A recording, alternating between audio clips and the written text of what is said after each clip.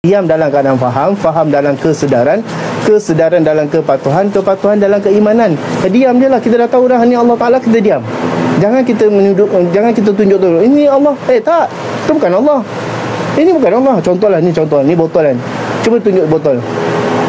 Tunjuk saya botol. Ni bukan botol, ni plastik. Padahal kita dah tahu hakikat botol. Betul? Ustaz, mana Ustaz punya pusat rawatan? Dah kita dalam pusat rawatan, kita tunjuk lagi. Tunjuk di bawah nampak dinding, betul? Tunjuk atas nampak ceiling, tunjuk kiri nampak dinding, betul?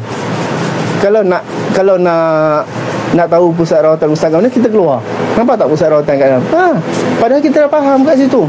Sebab tu Nabi kata, man arafallah, kalau insan barang siapa sudah mengenal akan Allah atas wujud segala sesuatu, hendaklah dia diam.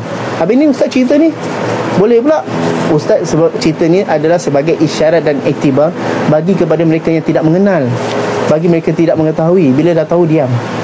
Habis tak boleh cerita, Ustaz. Haram bagi orang yang tidak kenal Tuhan tapi sibuk cerita tentang Tuhan. Itu haram hukum dia.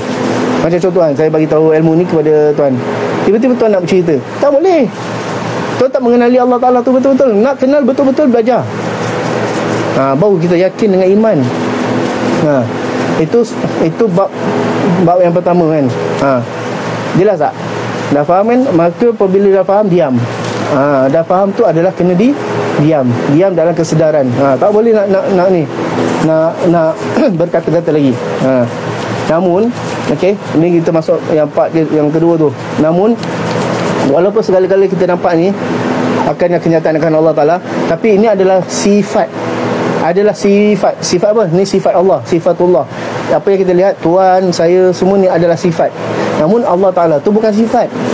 Allah Ta'ala tu dia bukan sifat, dia adalah zat. Faham tak? Allah tu adalah zat. Zat yang tak boleh disebut, yang tak boleh diceritakan.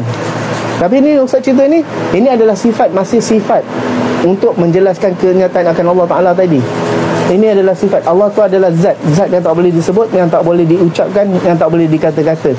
Sebab tu Nabi kata, Nabi SAW bagi tahu kan, untuk mengenali zat, hendaklah kamu kenali sifat.